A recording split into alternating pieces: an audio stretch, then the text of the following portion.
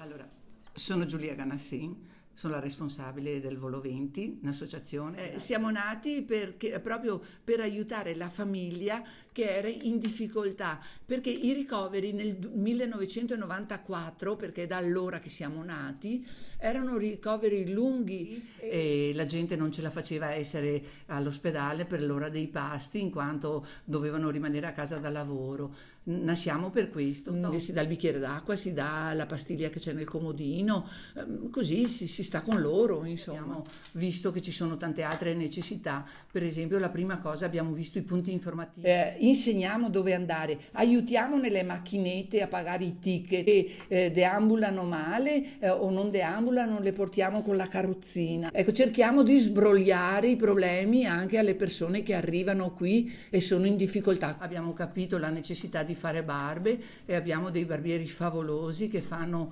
veramente barbe su pelli impossibili, molto richieste sono anche le parrucchiere, loro fanno un servizio anche alle allettate. Una volta facevamo un corso di formazione ogni anno, anche questo in collaborazione con l'USL, adesso lo facciamo ogni 2 anni, però se vediamo che c'è qualche persona valida che si avvicina a noi, la mettiamo vicino a qualche volontaria che già fa il servizio, e intanto la prendiamo e dopo al primo corso le facciamo fare il corso di formazione. Ma di attivi saremo 125, però di questi 125 una trentina fanno anche il doppio servizio. Sì, ho volontari più o meno bravi, ma ne ho di veramente bravi che veramente fanno un bellissimo servizio. Buongiorno, sono Cristina e sono volontaria del Volo 20 da circa 6 anni e mezzo e nell'ambito delle parrucchiere.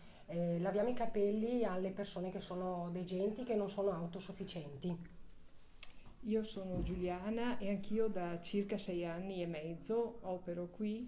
Io sono Monia, sono qui da nemmeno un anno e io sono parrucchiera, faccio compagnia ai malati e aiutiamo chi può, chi non può a cenare e l'aiutiamo. Tanto tempo fa mi è successo un evento particolarmente tragico in famiglia e ho capito che in ospedale c'è bisogno di assistenza non solo a livello infermieristico e medico. Per me è stata un'esperienza voluta perché avevo assistito una suocera molto anziana e mio padre e ho deciso di fare questo servizio che appunto mi dà una gioia grande. Quando vado a casa sono molto stanca ma anche molto felice.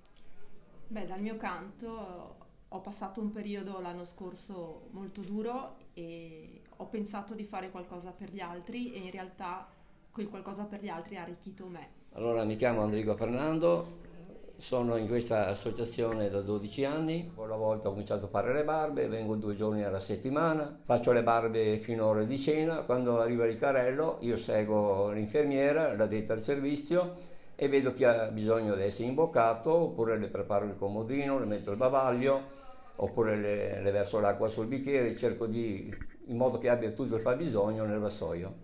Cosa dire dei volontari ospedalieri? Io sono felicissimo, è difficile un po' spiegare perché uno lo deve provare personalmente.